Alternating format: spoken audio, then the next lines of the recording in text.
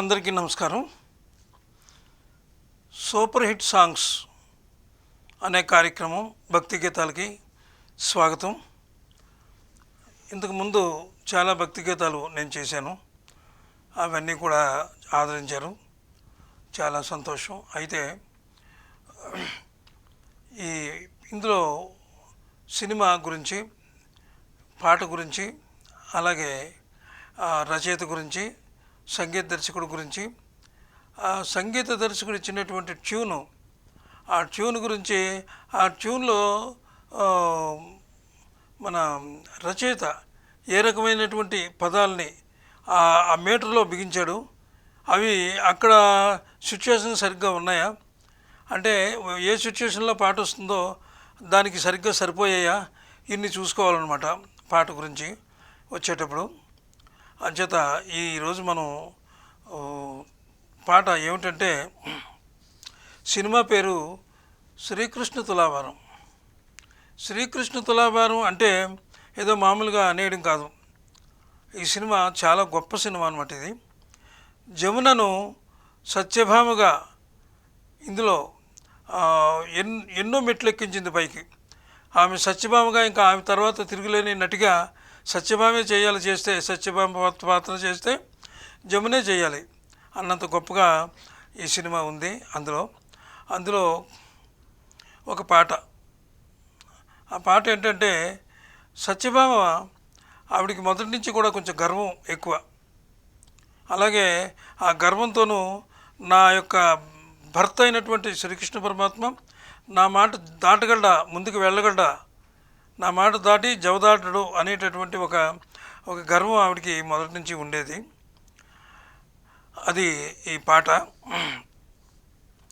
పాట రచన స్థానం నరసింహారావు గారు రాశారు ఈ పాటని. ఈ పాట సంగీతం ఎవరంటే పెండియాల నాగేశ్వరరావు గారు. పెండియాల నాగేశ్వరరావు గారు అంటే ఆయన ఆ రోజుల్లో నిజంగా పెండియాల వారి పాట లేదంటే ఆ సినిమా లేదనమాట. ఏ సినిమాలో చూసినా పెండియాల నాగేశ్వరరావు గారి పాట ఒకటి ఖచ్చితంగా ఉండేది. అలాగే దీని దర్శకులు మరి ఈ పురాణాలకి పెట్టింది పేరు కమలాకర్ కామేశ్వరరావు గారు ఈ సినిమాకి దర్శకులు. అంత అద్భుతమైనటువంటి సినిమా ఇది. సరే, ఇప్పుడు పాట గురించి, మనం అసలు పాట రాగం గురించి మనం మాట్లాడుకుంటున్నాం. పాట ఎలా పుట్టింది అనేటటువంటి ఒక 2 మాటల్లో మీకు చెప్పేసి మనం విషయంలోకి వెళ్ళిపోదాం. పాట అనేది శ్రామికుల యొక్క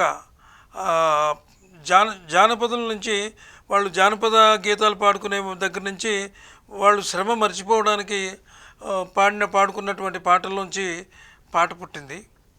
అంటే వరి నాట్లు వేసుకోవడం కానీ, లేకపోతే కుప్ప నూర్పిళ్ళి నూర్చుకోవడం కానీ, తర్వాత బృందగానాలుగా వాళ్ళు పాడుకోవడం కానీ, అలాగే అమ్మవారి గురించి కానీ, సరే వెంకటేశ్వర స్వామి గురించి కానీ, దుర్గామాత గురించి కానీ, ఇలాగ రకరకాలుగా అయ్యప్ప స్వామి గురించి కానీ, ఇలాగ పాటలు పాడుకుంటూ ఉంటారు. అక్కడి నుంచి పాట పుట్టింది. అంటే శ్రమజీవుల నుంచి పుట్టింది. తర్వాత అందరూ పాడుకున్నారు. ఈరోజు నా పాటకి చాలా గొప్ప విలువ వచ్చింది. ఎందుకంటే ఆ రోజుల్లో ఇన్ని ఇన్స్ట్రుమెంట్స్ లేవు, ఈవేళ అన్ని ఇన్స్ట్రుమెంట్స్ ఉన్నాయి. చక్కగా ఏ దానికి, ఏ సెంటెన్కి ఏ ఇన్స్ట్రుమెంట్ వాడాలి అనేది ఈ రోజుని అందరికీ తెలిసింది. ఇప్పుడు కూడా మంచి యువకులైనటువంటి సంగీత దర్శకులు వచ్చారు, మంచి పాటలు కూడా వస్తున్నాయి. సరే, ఇక ఈ పాట ఏమిటంటే, పాట మీరజాలగలడా నా యానతి వ్రత విధాన మహిమన్ సత్యాపతి. అంటే నా మాట మీరి ముందుకు వెళ్ళగలడా నా భర్త అయినటువంటి సత్యాపతి, ఆయన మీద ఈ పాట. సరే, ఈ పాటకి ట్యూను ఎలాగిచ్చారంటే, స్థానం నరసింహారావు గారు ఒక ట్యూన్ చెప్తాను మీకు. ఆ ట్యూన్లోనే ఈయన రాశారనమాట పాట. స్థానం నరసింహ గారు రాశారు, అలాగే పెండియాల నాగేశ్వరరావు గారు ట్యూన్ ఇచ్చారు. ఏంటంటే ట్యూను,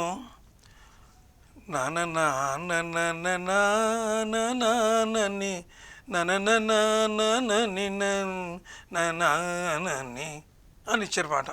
అంటే ట్యూన్ ఇచ్చారు, పాట కోసం.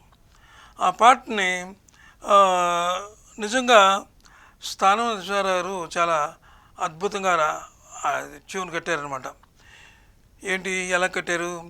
మేరజాలగలడా నాయానతి వ్రత విధాన మహిమన్ సత్యాపతి అని ఆయన కట్టారనమాట. సరే, రాగం, ఈ పాటకి రాగం కూడా ఉంటుంది, నేను అయిన తర్వాత మీకు చివరిలో చెప్తాను. సరే, ముందు పాట ఒక చరణం వినిపించే ప్రయత్నం చేస్తాను.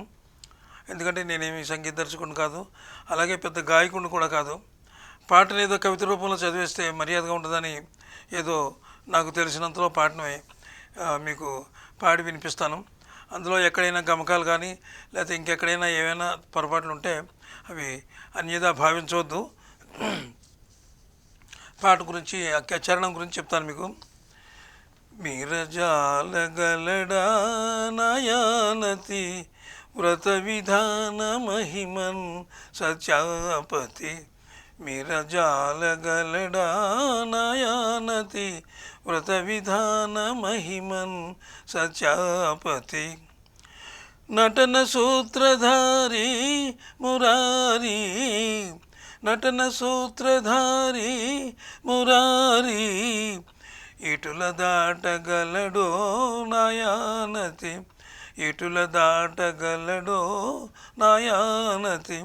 నటన సూత్రధారి మురారి, ఇటుల దాటగలడో నాయానతి.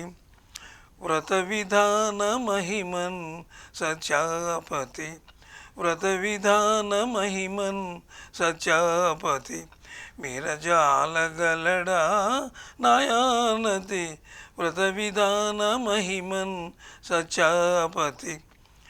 నటన సూత్రధారి మురారి, నటన సూత్రధారి మురారి, ఇటుల దాటగలడో నాయానతి, ఇటుల దాటగలడో నాయానతి. వ్రత విధాన మహిమన్ సత్యాపతి, వ్రత విధాన మహిమన్ సత్యాపతి.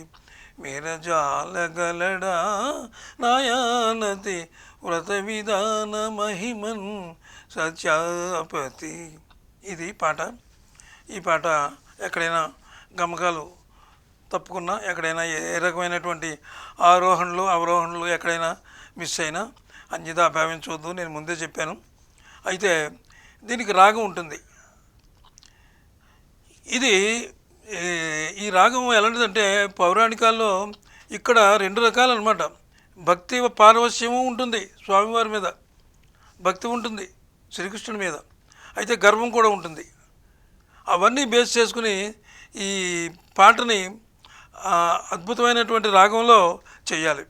దానికి సమర్థులు పెండియాల నాగేశ్వరరావు గారు, అందులో ఏమాత్రం తిరగలేదు.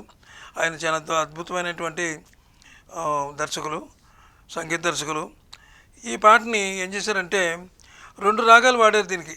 దాదాపు బిళహరి రాగం అని ఒక రాగం ఉంది, బిళహరి రాగమును, అలాగే కీరవాణి రాగం అని కూడా ఉంటుంది. అంటే కీరవాణి రాగం కూడా ఇందులో సంచారం చేస్తూ ఉంటుంది.